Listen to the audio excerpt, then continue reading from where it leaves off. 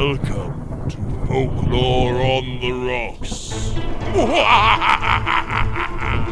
Hello everyone and welcome to Folklore on the Rocks. I'm Logan. I'm Lindsay. And we are back with another round of winter folk tales. Yeah, we are. I'm so glad that we're going to continue this on. It is still nice and snowy here in Utah, and we've got a nice fresh cocktail for everybody, don't we, Linz? We do. This one is less of the warm one that we had like last time.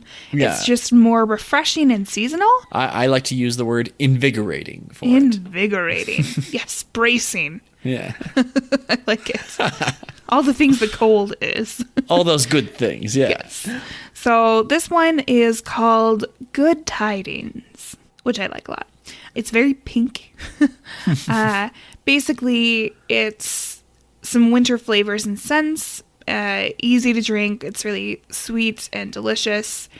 What we have in here is some vodka. We've got some Cointreau, which I honestly had to look up how to say. It looks like Cointreau. I know like nobody knows how to say it. Essentially, it's orange liqueur. Cointreau, it's a brand of triple sec. So you could easily use triple sec in this. It would almost be identical. That's what we did tonight, but the recipe technically calls for Cointreau. So anyway, vodka, Cointreau, lemon juice, cranberry juice, and then a bar spoonful of allspice dram, which is basically an allspice liqueur. It's originally from Jamaica. It really enhances a lot of drinks. It can be hard to find, so we're going to post a DIY recipe for you in our show notes. It's super easy. It's a few ingredients, including like rum and allspice berry powder. Like you grind it up and stick it somewhere for a couple weeks, and then suddenly you have it. Yeah, stuff any good kitchen should have. Yeah. Yeah. So, it's much more expensive to like import it from somewhere, and we couldn't even do that here because we can't get liquor in Utah, which is ridiculous. We live in Utah. Where are we here? We need to move. But hey, Lindsay's here, now. so it's not so bad. It's fine, I guess. So yeah, we'll post that recipe for you. Of the drink and of how to make the allspice dram.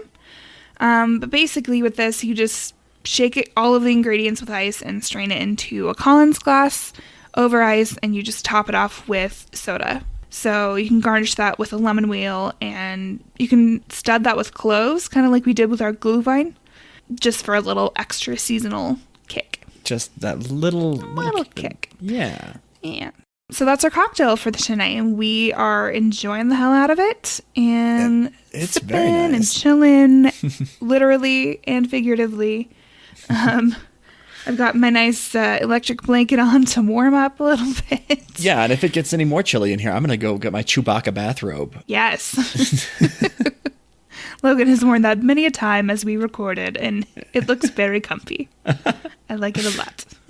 And we've also got a fresh batch of stories for everyone, don't we? We do. They're so much fun. We've got some more stories from around the world, and you guys are going to enjoy them. So our very first story of the evening or day or whatever, I guess whenever you're listening to us, the week. The first story of this week is called The Ice King and His Wonderful Grandchild, and it's by William Elliott Griffiths. It is from 1918, and Logan is going to tell it to us. All right, here goes. In the far-off ages, all of the lands of northern Europe were one, for the deep seas had not yet separated them. Then our forefathers thought the fairies were gods. They built temples in their honor and prayed to them. Then, in the place where there is now the little town of Ulrum in Friesland, was the home of the spirit in the ice, Uller. That is what Ulrum means, the home of the good fairy Uller. Uller was the patron of boys and girls. They liked him because he invented skates and sleds and sleighs. He had charge of things in winter and enjoyed the cold. He delighted also in hunting, dressed in thick furs. He loved to roam over the hills and through the forests, seeking out the wolf, the bear, the deer, and the aurochs. His bow and arrow were terrible, for they were very big and he was a sure shot. Being the patron of archery, hunters always sought his favor. The yew tree was sacred to Uller, because the best bows were made from its wood. No one could cut down a yew tree without angering Uller. Nobody knew who Uller's father was, and if he knew himself, he did not care to tell anyone. He would not bestow many blessings upon mankind, yet thousands of people used to come to Ulrum every year to invoke his aid, and to ask him to send a heavy fall of snow to cover the ground. That meant good crops of food for the next year. The white snow, laying thick upon the ground, kept back the frost giants from biting the earth too hard.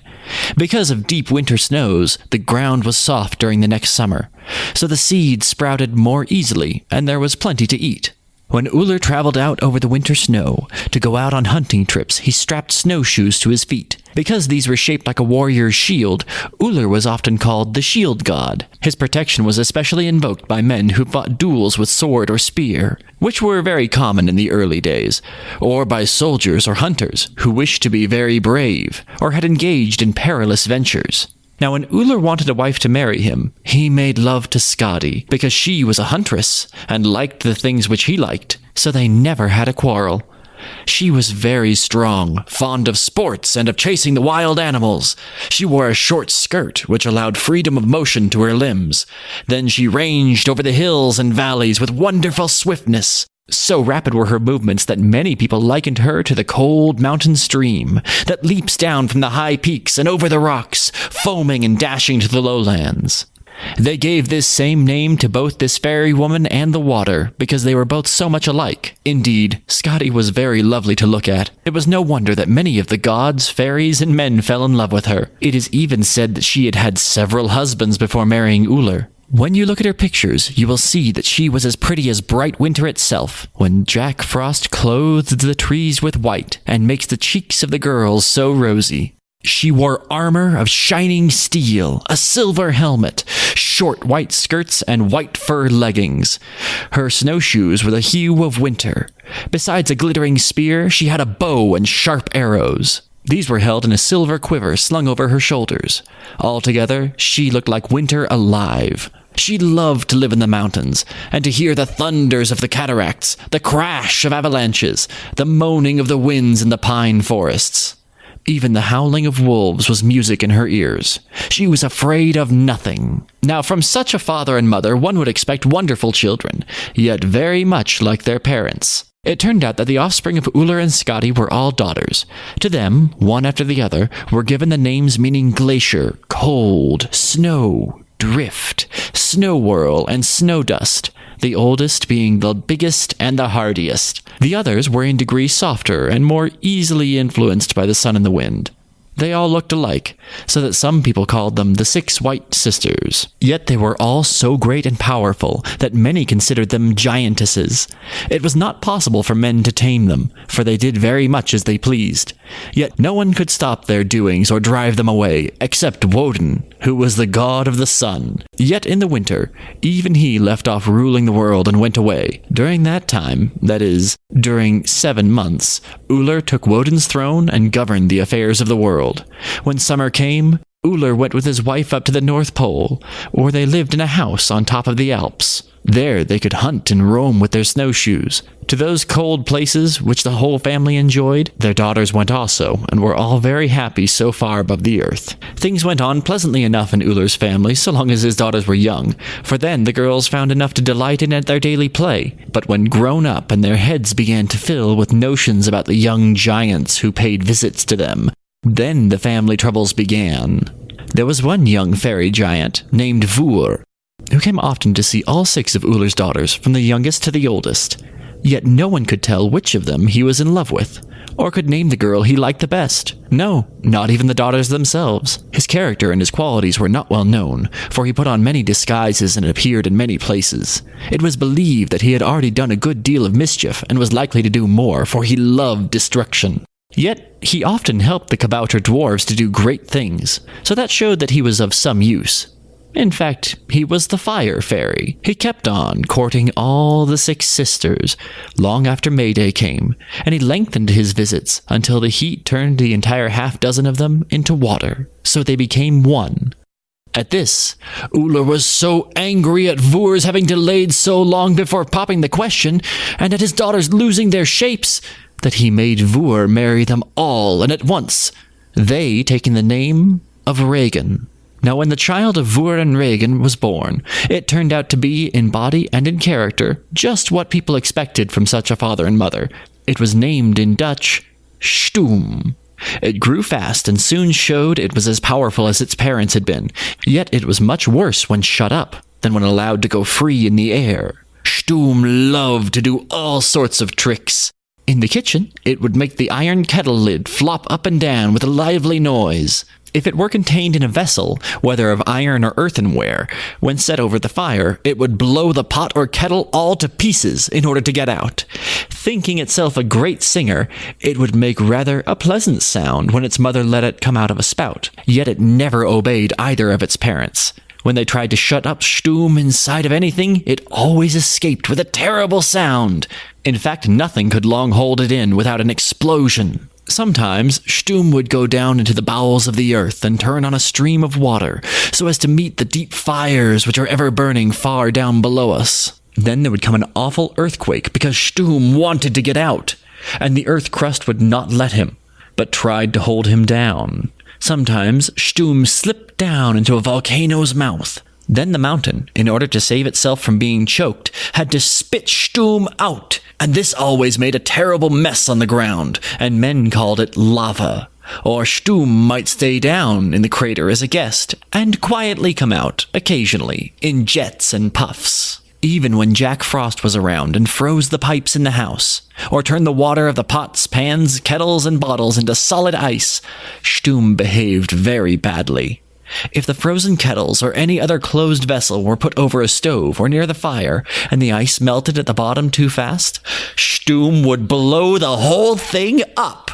In this way, he often put men's lives in danger, and made them lose their property. No one seemed to know how to handle this mischievous fairy. Not one man on earth could do anything with him. So they let him have his own way. Yet all the time, though he was enjoying his own tricks and lively fun, he was, with his own voice, calling on human beings to use him properly, and harness him to wheels, for he was willing to be useful to them, and was all ready to pull or drive, lift or lower, grind or pump, as the need might be, as long as men did not treat him properly and give him the right to get out into the air after he had done his work. Stoom would explode, blow up, and destroy everything. He could be made to sing, hiss, squeal, whistle, and make all kinds of sounds. But unless the bands that held him were strong enough, or if Vur got too hot, or his mother would not give him drink enough, when the iron pipes were red with heat, he would lose his temper and explode. He had no respect for bad or neglected boilers, or for lazy or careless firemen or engineers. Yet properly harnessed and treated well, and fed with the food such as his mother can give, and roused by his father's persuasion, Stoom is greater than any giant or fairy that ever was. He can drive a ship, a locomotive, a submarine, or an aeroplane, as fast as froze boar, horse, or ship. Everybody today is glad that Stoom is such a good servant and friend all over the world. All right, that was good. Oh, that was a fun one. Interesting. That was definitely interesting. Yeah, I at first thought it felt like a much weird. older story at first. Yeah, but then it felt as like it moved toward the Industrial Revolution, it right, exactly. modernized up quite a bit. Well, the first part of it was like a lot about, okay, let me tell you about all of these people. Yeah. Like a lot of introductory exposition stuff. And then it got to the point, which was, Stoom, essentially. Stoom. Which is the grandchild. Yeah. Stoom. Such a great name. Yeah. Stoom. But I liked that, it started off with these, like, the pagan folk belief mythology that we have there. Sacred Yew, gods of hunt and winter, and that kind of thing. So I thought that was interesting, and like you said, it headed straight for the Industrial Revolution towards the end. It started off very Norse, and the gods of my father and of his father before him. Specifically your father's, yes. Yes, but it's also, this kind of feels like Norse mythology fan fiction. I love that. And you're right. Somebody looked at what was written before and said, this is cool. I'm going to carry this forward. And really, they obeyed a lot of the rules of creating a good mythology. You take the unanswerable questions and you make up a story that fits. It kind of makes me wonder if it was like folk belief around the time period when this was created, like turn of the century-ish. Mm-hmm. So if they took these two gods that they knew about already, or these two mythological figures that they knew about, and combined them to make a new thing to explain steam being able to power things. Yeah, Vuur and Regen. Yeah, it's fire and rain right there for you, for my amateur Dutch translation. I like it a lot. Something that I found really interesting with Stoom is that Stoom was very gender neutral. They didn't really mention many pronouns one way or the other. Granted, it's steam. Mm-hmm. So it doesn't necessarily have like a biological sex. Yeah, it's even in the title of the story that it's not the grandson of winter. It's grandchild. Yes. So I like that. I mean, I don't think that it was necessarily intentional and that they were very progressive, but maybe they were. I don't know. I think that the formless nature of Stoom as a character more than the element of steam lent it to being undefined. Right. And that's kind of the essence of steam itself, right? Like it's transparent, it can't be touched and caught. It's always escaping. Now, like we talked about. yeah. The one thing about it though is, do you think steam should have a gender? For example, like as in the story, this character is a child. They are freshly born and still trying to develop their place in the world. Later on, do you think this character, not necessarily saying one is better than the other, but this character that we've seen so far, do you think they would have grown up to have a gender, or do you think it would have been just a gender creature forever? Yeah, I think amorphous. It's not. It doesn't need to be defined, really. Like it lends nothing to the tale, it being one way or the other, right? Mm-hmm. So and I think that's kind of a cool thing that when you leave things open-ended like that, it lets the reader identify with the character for themselves. However they like. Actually, it's interesting. I have a short story that's published in a paranormal anthology, and my story is about a reaper that, like a grim reaper that loses the ability to reap.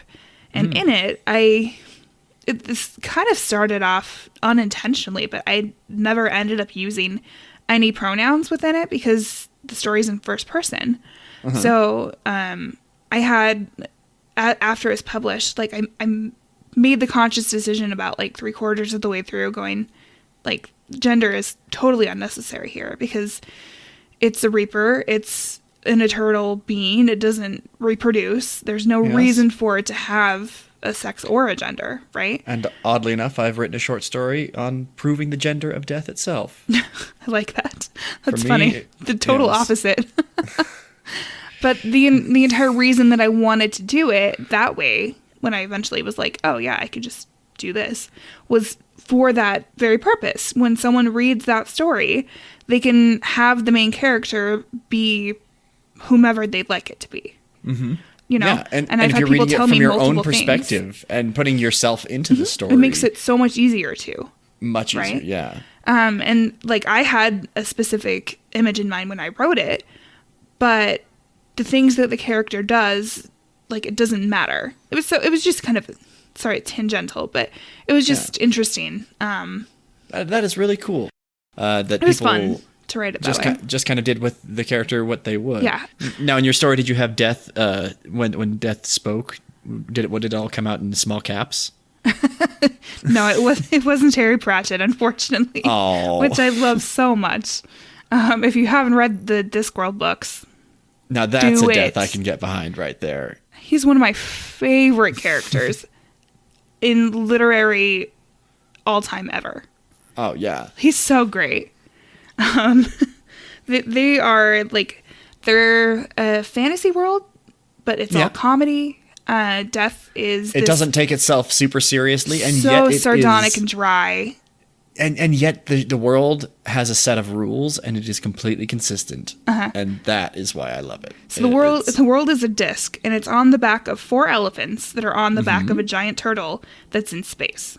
Pretty standard. So that essentially tells you everything that you need to know about how awesome and ridiculous these books are. Yeah. They're so fantastic, and there's tons of them.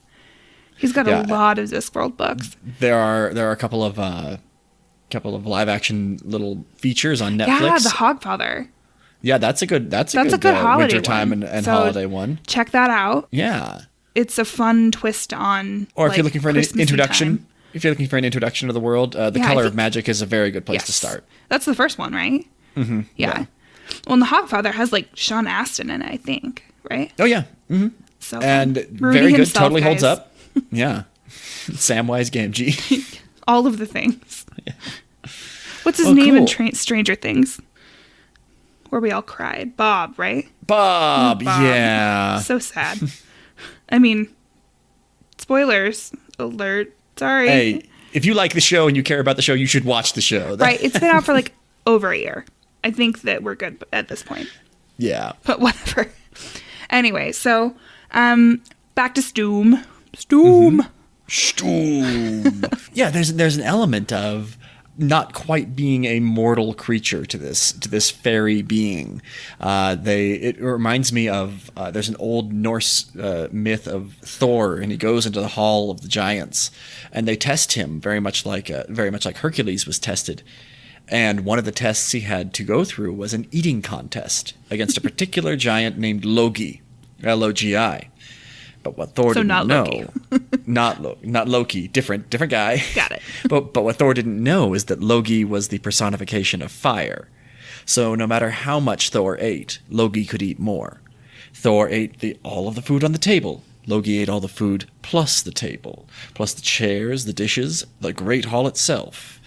And, because he's fire. He is fire. I also appreciate that the Kabouter dwarves were in there. Love that. Yes, the Kabouters live on Kabouter Plop. Kabouter Plop? Yes, ploppity plop. It's kind of like the Smurfs over there, just their version of the dwarves. I love that. That's fantastic. And they do some really great early kind of Muppet style techno songs that are that of course you know about. Yes, if you're really looking to go down a rabbit hole, do some Googling. Kabouter Plop. That's a really fun rabbit hole. To the 12 Dutch people who listen to our show, hello. Thank you so much for joining us. We have 12? Part of the I don't show even is know for what you. number we have. I'm pretty sure we have some, but I can't remember how many. Some of you, and we love you all. And we love you all. With you were saying, like, you said Loki, and that made me think Loki had a lot to do with fire as well. So I wonder if there's something with the etymology there. Could be. I mean, I don't know. He was a trickster. Like, he liked to turn into Norse. stuff. He liked to both turn into things and say he wasn't himself, and then also have sex with those other things, and then have children's that were a lot like himself. So sounds a lot like Zeus. Children's, yeah. Children's. Yeah. Yeah. Interesting guy. That's for sure. Yeah. But yeah, so the element of like the Industrial Revolution, we touched on that a little bit, but I think that it was fun to see how they brought that in and they explained how Stoom would be the one that blew shit up, right? Like a boiler blew and it was Stoom. Because you weren't treating him right, which makes perfect sense because you're not maintaining your boiler. Escape. Exactly. Mm-hmm. Or steam from a kettle, or like it's a fun kind of feels like a mashup a little. A little bit, yeah. I do think it's funny. Fan fiction. I do think that it's funny that this fan fiction is written from the perspective steampunk, steampunk Norse mythology. That's so great. Somebody write that. I think yes. It's probably out there. If no one's going to, then I must. Dude, Logan, you need to do it. Well, all right. I commissioned thee. What I was thinking about this story, though, one of the interesting things is that it's written from the perspective of someone who thinks that the steam engines were a good thing and a great wonder to mankind and really this great, amazing thing. And while, yes, looking back historically, yeah, of course they were. They brought everybody into this next age of wonderful things. But at the time, if you were somebody living in that time and you were replaced by a machine in your job and suddenly you found yourself out of work and you had to figure out what you're doing for your family. Like we will be in 20 years. Yeah, I know. Or less. Just join my roving electric bicycle. There you go.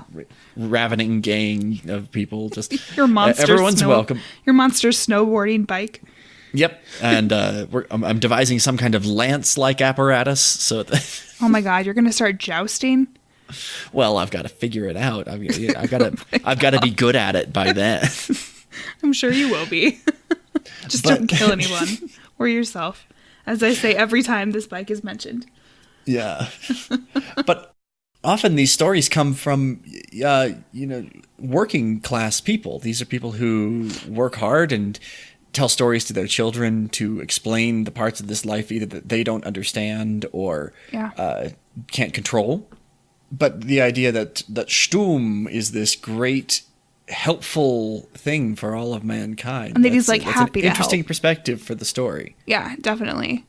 I think that it's a fun meld, and I think that you encapsulated it well with the fan fiction aspect.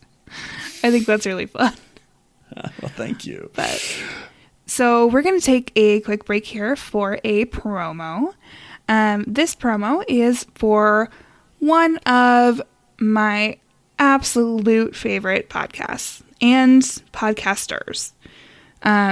So CK, which you may know as Classic Kevin, is so cool. He's the kindest guy. He's so supportive. His show is fantastic. He's got amazing content. So his show is family friendly. It's very lighthearted. He essentially takes you on adventures with him and his dog Finn. And Logan would definitely like him just because of that. If there's a dog, I'm already on board. Exactly, right? And his cat shows up sometimes and loves Barry Manilow. But basically, they go around the world and they meet and learn about different creatures. And he's got this whole other element so he's got the factual stuff that's a little bit informative, and then he's got stuff that he's written essentially that's a little audio drama too. Cool. So he has a recurring story of all of these monsters that interact with each other, and he's got fun voices for all of them, and it is so much fun. You guys will love him. Go check out his show. It's called Mirths and Monsters. He's relaunching on January 1st. He went on a little bit of a hiatus, and he's back now, which is why we're playing this today, because then it will give you some time to start listening to his old stuff, and once he starts back up again, you're right there. So we are going to play his promo right here. Cool. Let's check it out. Well, hello, my friends. This is CK from the Mirths and Monsters podcast. Join me, my companion Finn, and my occasionally satanically possessed cat Ray, as we investigate the real truths behind some of the most wonderful creatures you can imagine. Are trolls really that thick? Or is it just bad press? Are leprechauns really drunken bums? Sort of. But there's a lot more to find out. All you need to do is tune in to Mirths and Monsters podcast with me and Finn. Till next time, sláinte. Your good health. And we're back. Oh, yeah. You've told me about that one a couple of times. I really do need to check that one out. Fun. It sounds so cool. If you liked our Krampus episode, I think that this one will be right up your alley. He gets a whole cast in there. I understand not everyone can get the Krampus to come and do a guest appearance on their show. We're pretty special. I'm not going to lie. I do feel like he's a fun guy. We've got to up our game after he showed up. Right? If I know he's listening, who else could be out there? What I know. And I would like to take this opportunity to just say that this show is not just for humans. If you are a cryptid out there and have access to a podcast listening device, you are welcome to listen to our show. We don't discriminate. Not at all. All right, so let's get back to our next story, which is called The Cold Lady. and it is from Japan. The story, I believe, was written down or translated or something by Grace James in 1910. And Logan is going to read us this tale now. All right, let's roll. Once, an old man and a young man left their village in company in order to make a journey into a distant province.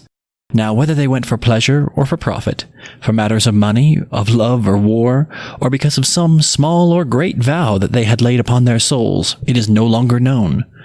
All these things were very long since forgotten. It is enough to say that it is likely they accomplished their desires, for they turned their faces homewards, about the setting in of the winter season, which is an evil time for wayfarers, heaven knows. Now as they journeyed, it happened that they missed their way, and being in a lonely part of the country, they wandered all the day long and came upon no good soul to guide them. Near nightfall, they found themselves upon the brink of a broad and swift-flowing river. There was no bridge, no ford, no ferry. Down came the night, with pitch-black clouds and a little shrewd wind that blew the dry and scanty reeds. Presently the snow came. The flakes fell upon the dark water of the river. "How white they are!" cried the young man. But the old man shivered. In truth, it was bitter cold, and they were in a bad case. Tired out, the old man sat him down upon the ground. He drew his cloak round him and clasped his hands about his knees. The young man blew upon his fingers to warm them. He went up the bank a little, and at last he found a small, poor hut, deserted by a charcoal burner or ferryman. "Bad it is at the best," said the young man. "Yet the gods be praised for any shelter on such a night." So he carried his companion to the hut. They had no food and no fire, but there was a bundle of dried leaves in the corner. Here they lay down and covered themselves with their straw raincoats, and in spite of the cold, they soon fell asleep.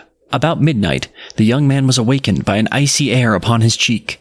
The door of the hut stood wide open, and he could see the whirling snowstorm without. It was not very dark. "A pest upon the wind," said the young man. "It has blown open the door, and the snow has drifted in and covered my feet." And he raised himself up upon his elbow. Then he saw there was a woman in the hut. She knelt by the side of the old man, his companion, and bent low over him until their faces almost met. White was her face, and beautiful. White were her trailing garments. Her hair was white, with the snow that had fallen upon it. Her hands were stretched forth over the man that slept, and bright icicles hung from her fingertips. Her breath was quite plainly to be seen, as it came from her parted lips. It was like a fair white smoke. Presently she made an end of leaning over the old man, and rose up very tall and slender. Snow fell from her in a shower as she moved. "That was easy," she murmured, and came to the young man, and sinking down beside him, took his hand in hers. If the young man was cold before, he was colder now. He grew numb from head to heel. It seemed to him as if his very blood froze, and his heart was a lump of ice that stood still in his bosom. A deathly sleep stole over him. "This is my death," he thought. Can this be all? Thank the gods there is no pain." But the cold lady spoke. "It is only a boy," she said. "A pretty boy," she said, stroking his hair. "I cannot kill him. Listen," she said. The young man moaned. "You must never speak of me, nor of this night," she said. "Not to father, nor mother, nor sister, nor brother, nor to betrothed maid, nor to wedded wife, nor to boy child, nor to girl child, nor to sun, nor moon, nor water, fire, rain, snow. Now swear it." He swore it. "Fire, wind, rain, snow," he murmured, and fell into a deep swoon. When he came to himself, it was high noon. The warm sun shone. A kind countryman held him in his arms and made him drink from a steaming cup. "Now, boy," said the countryman, "you should do. By the mercy of the gods I came in time. Though what brought me to this hut? A good 3 rye out of my way. The august gods alone know. So you may thank them, and your wondrous youth. As for the good old man, your companion, it is a different matter. He is past help. Already his feet have come to the parting of the 3 ways." "Alack!" cried the young man. "Alack for the storm, the bitter, bitter night! My friend is dead!" But he said no more then, nor did he when a day's journey brought him home to his own village. For he remembered his oath, and the cold lady's words were in his ear. "You must never speak of me, nor of this night, not to father nor mother, nor sister nor brother, nor to betrothed maid, nor to wedded wife, nor to boy child, nor to girl child, nor to sun, nor moon, nor water, fire, wind, rain, snow." Some years after this, in the leafy summer-time, it chanced that the young man took his walks abroad alone, and as he was returning homeward, about sundown, he was aware of a girl walking in the path a little way before him. It seemed as though she had come some distance, for her robe was kilted up, she wore sandals tied to her feet, and she carried a bundle. Moreover, she drooped and went wearily. It was not strange that the young man should come presently up with her, nor that he should pass the time of day. He saw at once that the girl was very young, fair, and slender. "Young maiden," he said, "whither are you bound?" She answered, "Sir, I am bound for Yedo, where I intend to take service. I have a sister there who will find me a place." "What is your name?" he asked. "My name is Oyuki."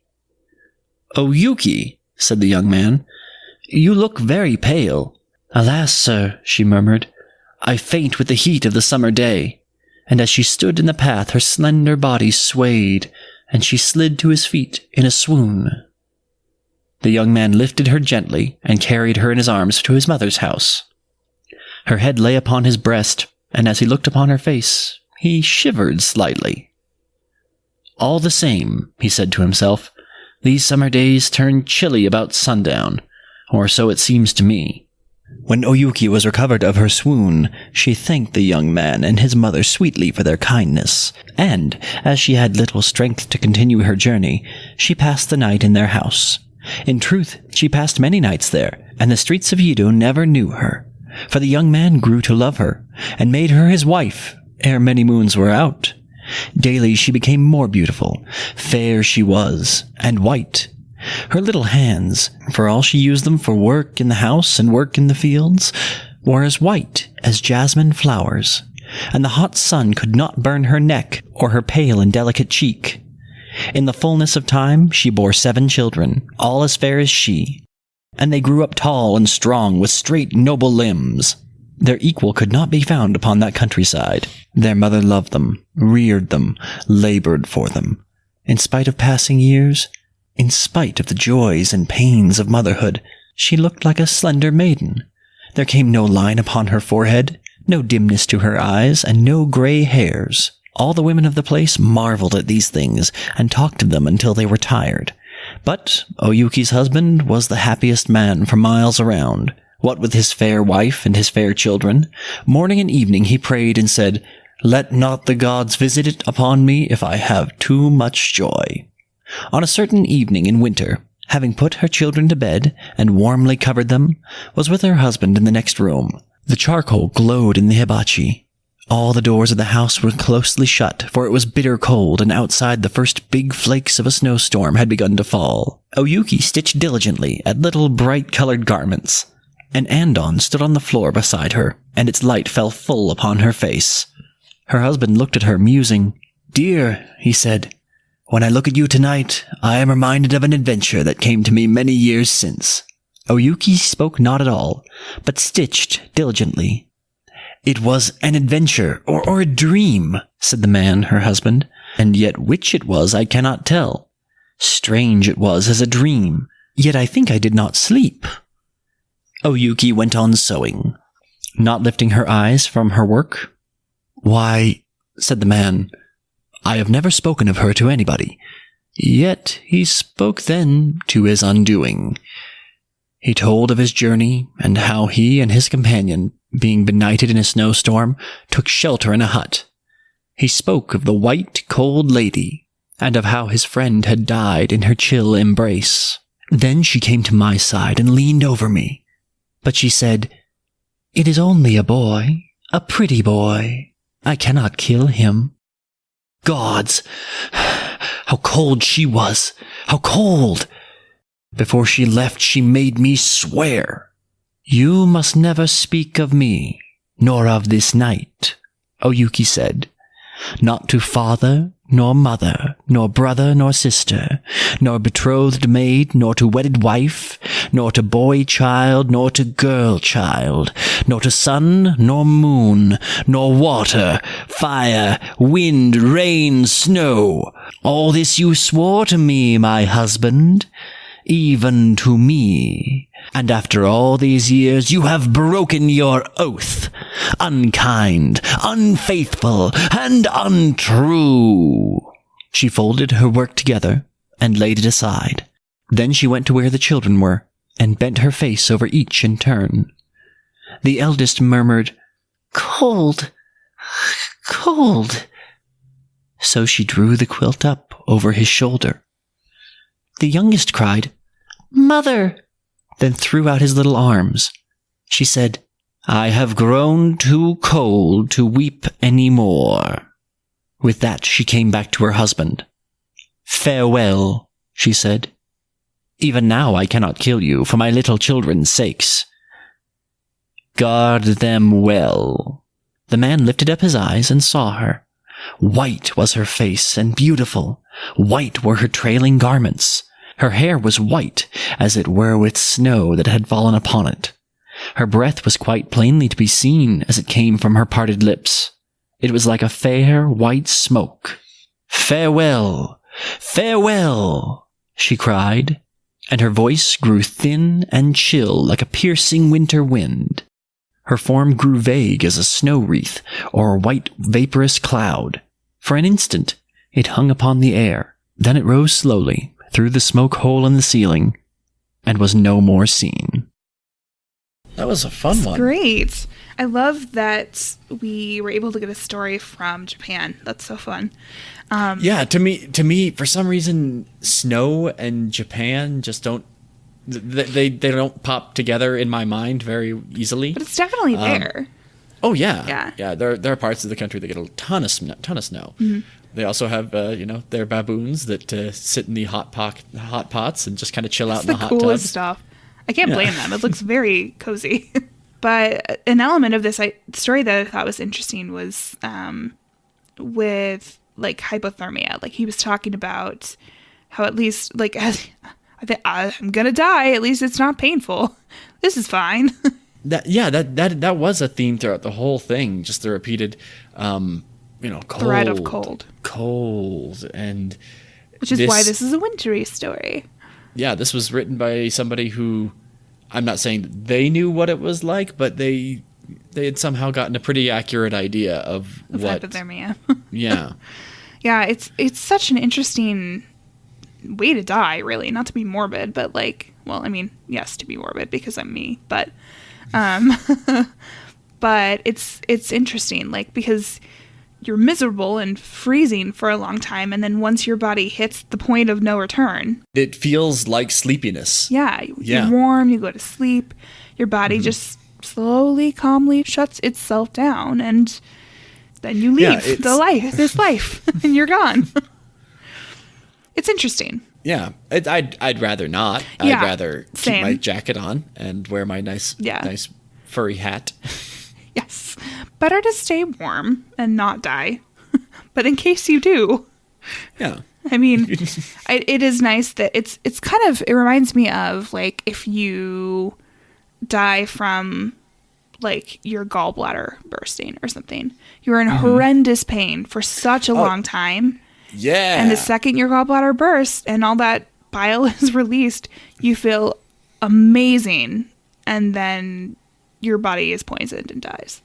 And yeah. So that's fun. And that's why they take out gallbladders that are a problem. But it's essentially the same thing, this the euphoria that you feel after the pain stops. It's a funny thing that happens. Our brains, when it gets just too much of one thing or another, even if that something is pain, it'll go into shock. Mm-hmm. And go, okay, I'm done. Yep. And our brains will just be, no, not. This isn't my top priority right now. I guess sometimes our brains are looking out for us. And by sometimes, I mean all of the time. Because they're literally breathing for us. Yeah. Sometimes they betray us, but, at least in some ways they're a little bit helpful. This story had an element of betrayal to it, that he finally broke his promise. Yeah. It kind of reminded me of the Norwegian fairy tale, East of the Sun, West of the Moon. Mm-hmm. Now, on the show, I've mentioned the Mercer Mayer book, but that's actually based on a translation of an old Norwegian fairy tale. Yeah. In that one, the prince is a polar bear that comes, and everyone else sees this bear. She knows that there's something up with this bear, but the rule is she can't ever look at him. The girl in the story. I should have started the story better. Gotcha. Main character girl. Got it. Yeah, the main character. Yeah, I'm trying to go fast through it. You're fine. But anyway, the key to that story is she marries the bear but can't ever look at him. It's like a Beauty and the Beast thing. Yeah, until one day she does look at him, and she looks in on his chamber at night and sees that he's a very handsome prince. Typical. Yeah, the only problem is, as soon as she knows, now he must get banished to the far kingdom across the ice. And she goes on some grand journey to go after him. Of course. That's the broad strokes, barely remembered after many years since reading that story. Well, if we do some creature from that region, maybe we'll do that story, and it'll be great. Clearly, a reread is in order, because it's a good story. It's one I like a whole lot. But this kind of feels that same way, that there are conditions set in place, that everything's fine, just don't do X. Yeah. Or else. And then they do that, and then or else happens. Right? Yeah. It harkens back to our very first episode, the Jogumo, where one of the regional tales of that was that basically a fisherman outsmarted the Jogumo, and I think that's what, I can't remember exactly. This is a long time ago, guys. But basically what happened is she was like, don't tell anybody what happened here, and he got drunk and told someone, and then she immediately, they found his body in the lake the next day or whatever. Yep. So if you want more on that, go back to that episode. But it's essentially the same idea. If any lesson can be taken from this, it's that snitches get stitches. Exactly. That's exactly right. Or in other terms, I guess, telling secrets is a bad idea. Bad idea. Yeah. And I guess specifically with this story, it's like, don't look a gift horse in the mouth, right? Like if you're given something and given conditions to keep doing that thing, then keep doing that thing. Don't. Yeah. Interesting. It's such a human thing to want to spill secrets, right? Yeah. You know something and you want to immediately share it with someone. Because it's cool. Exactly. Yeah, it's something worth knowing. Well, it's a crazy thing that happens to you, and then someone's like, "Oh, by the way, you can't tell anybody," you know. And we just by nature we want to share things with the people around us, if not to just brag, then to process it. You know, to go through it in your mind, to go, am I batshit crazy or not? Yeah, but that's part of why we do what we do here. To retell a story, you verbalize it, and suddenly it makes sense in your head. And then we're not batshit crazy, even though we really are. Yes. Let's be honest. Yeah, it's hard to apply logic to what I've got going on in my brain, but hey. Same here. if you're still listening to us after this long, you must like something. We like you guys. Anyway, so let's move on to our next story. This one is a little short one. It is called The Winter Spirit and His Visitor, and it is a Native American tale, and it's by Cornelius Matthews, which I assume is the person that heard it and wrote it down. I could be wrong. Maybe that is a name of a Native American, but I somehow doubt it. Could be. I don't know. I don't know for sure. I know nothing about him. I know if I'm somebody who's not a white European and I'm trying to pick a name that sounds like a white European, it would be Cornelius Matthews. Cornelius Matthews. Absolutely. That's on the list. Definitely. And this one is from 1869. So, all right. Back in the day. Cool. So Logan's going to read it to us. All right, here goes. An old man was sitting alone in his lodge by the side of a frozen stream. It was the close of winter, and his fire was almost out. He appeared very old and very desolate. His locks were white with age, and he trembled in every joint. Day after day passed in solitude, and he heard nothing but the sounds of the tempest, sweeping before it the new fallen snow. One day, as his fire was just dying, a handsome young man approached and entered his dwelling. His cheeks were red with the blood of youth.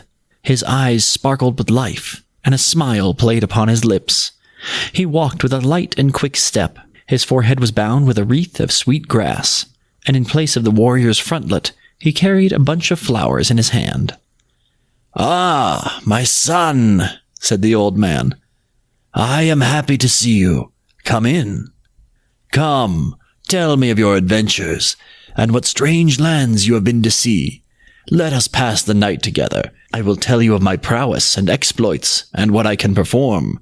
You shall do the same, and we will amuse ourselves."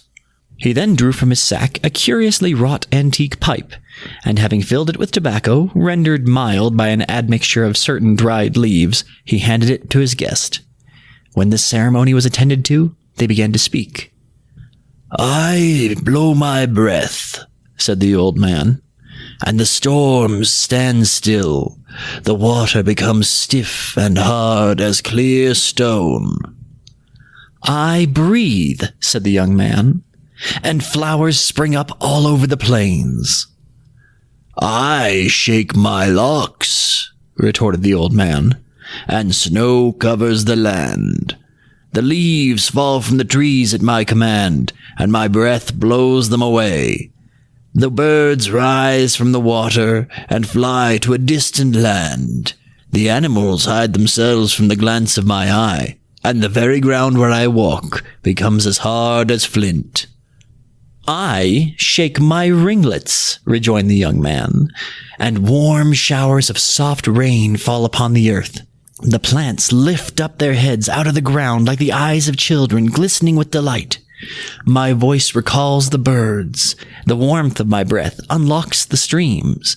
Music fills the groves wherever I walk, and all nature welcomes my approach." At length the sun began to rise. A gentle warmth came over the place. The tongue of the old man became silent. The robin and the bluebird began to sing on top of the lodge.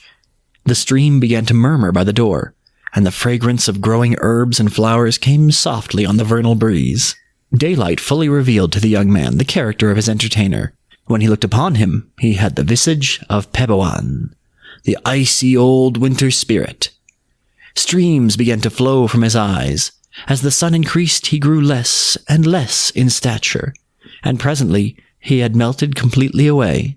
Nothing remained on the place of his lodge fire but the miscodid, a small white flower with a pink border, which the young visitor, Sigwun, the spirit of spring, placed in the wreath upon his brow, as his first trophy in the north. That was short and sweet. But the story is interesting. I mean, there wasn't a ton of things that happened because it was such a short story, but we had essentially winter becoming spring was the moral of this story. Like this young man there to view winter passing, spring beginning, new life sprouting, right? Like with the flower. Mm-hmm. So that's what we have, a nice tale of the new beginning of winter finally ending. And we are going to just kind of leave you with that idea, Yeah. We're still within the cold months in some of the world, and it's kind of depressing sometimes. We all get that little seasonal darkness. Yeah, that little bit of kind of the doldrums of it all, where it's, this winter will never end. It is just going to be dark and cold. It feels like that sometimes when it's still snowing in March, But we want to kind of leave you with the hope that, new life will spring up again, and it will eventually be warm again. Yeah. This springtime, it's going to be awesome, everybody. It's going to be some cool things are going to happen.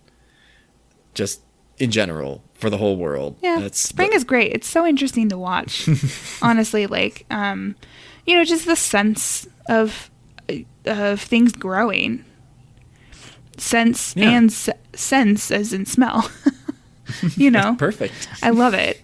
Blossoms on trees and new life, and it's just it's very refreshing and Bambi-esque. Yeah. Oh yeah. April showers, you know. But we're not quite there yet. No, we are not. We are still in December, so we can still enjoy the old man winter and. So yeah, we don't have a whole lot to talk about with that tale, but we hope you enjoyed it. Yeah, it was a short one, but they sweet. don't all have to be. I mean, long, I liked it. Crazy. Yeah, I did. Yeah. I liked it. But that is going to be all for us with our winter folktale stuff. So we just want to say thank you so much for listening to us. Thanks for starting this journey with us. We hope that you have a fantastic new year and the coming year brings you wonderful things. Yeah, thanks everybody. I hope you have a really happy and just healthy and just really awesome new year. One of the things that I like to do right before New Year is try to think of what is an artist? Okay, let's play this game right now, Lindsay. Artist. An artist? Okay, so we'll start with music, but you can really pick any genre of art. Say you find yourself at a New Year's Eve party and you meet somebody. You say you meet somebody that you've never met before, okay, and you're wondering what you should talk to them about. This is one of my favorite New Year's Eve conversations. And it's you pick an artist and then usually narrow it down to a genre that you've already discussed in the conversation. Let's say music for us. Mm-hmm. And I say, what is a musician or music group that you've discovered? They don't have to have come out this year. They could have been, stopped producing stuff years ago. But what's something you've discovered in 2018 in the world of music that you thought has really, really influenced you, or you were surprised that you liked it, or just something that really came out of nowhere and really turned the whole year for you? I am not sure. Yeah, I realize I just kind of pounced it on you out of the blue. I can tell you a couple artists that have influenced me this year. It's not that I've found them this year, but I've listened to them. Yeah, maybe they to an extensive really degree kind of this year. Maybe a new album kind of helped you reconnect with them, or maybe you just rediscovered them, or you were just feeling in a groove. The two artists that I think that I listened to the most this year, and this is all with the exception of podcasts, which is honestly what I spend most of my time listening to. But it's been Young the Giant. Ooh, good choice. And Walk the Moon. Those have been really the two bands that I've listened to probably the most, and I love their stuff. I'm much more of an indie music person than Logan is by a very long shot. Logan has a very, very eclectic taste in music. I'm all over the place. That's putting it lightly. But what about you? Who would your artist be? Well, this year I've really come to appreciate Powerwolf. They are a Swedish heavy metal band.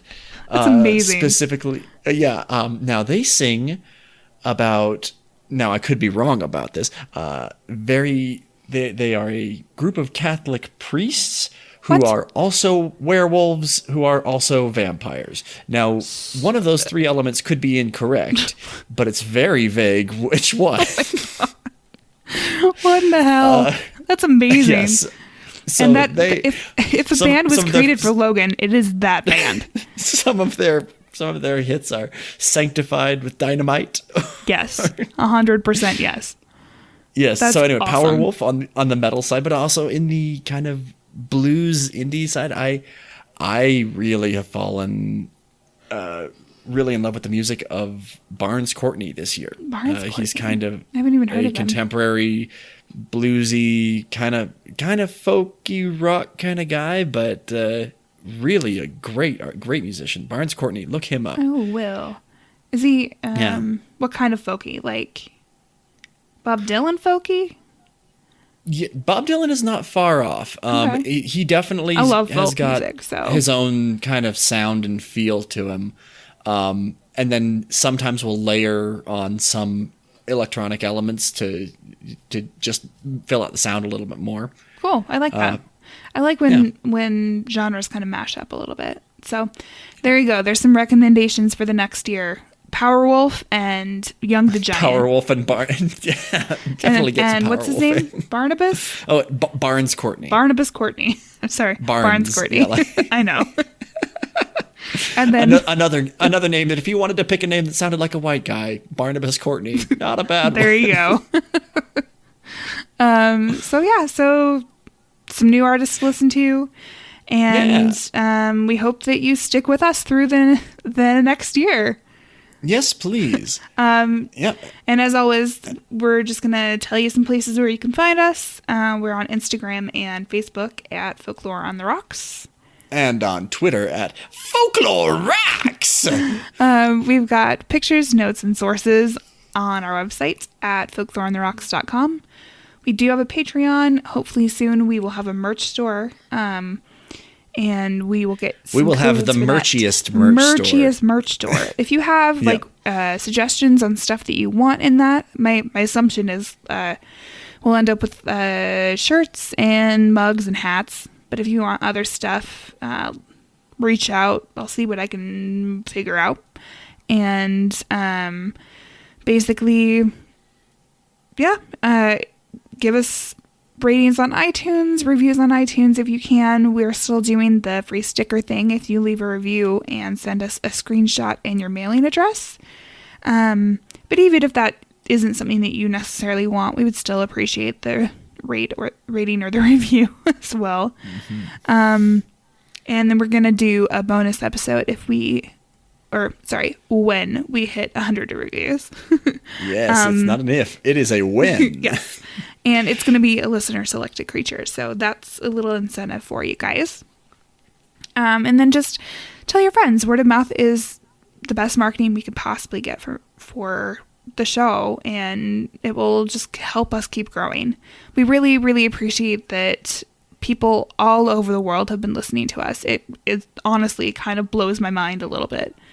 It is insanely cool to think that this little weird project of ours could be reaching so far, and that's what the internet is about. It's so crazy, and we love you guys. We hope that you keep spreading it throughout your countries, throughout your states, throughout wherever you are, throughout your family. Tell your friends. If anybody is remotely interested in folklore or remotely interested in weird crypto creatures, send them our way. Or is a weird crypto creature. We'll take them too. That's fine. If your neighbor is a bunyip, send them our way, Yeah. But that is going to be all for us. We will be here next week for you, and we wish you a Happy New Year. Happy New Year. Bye.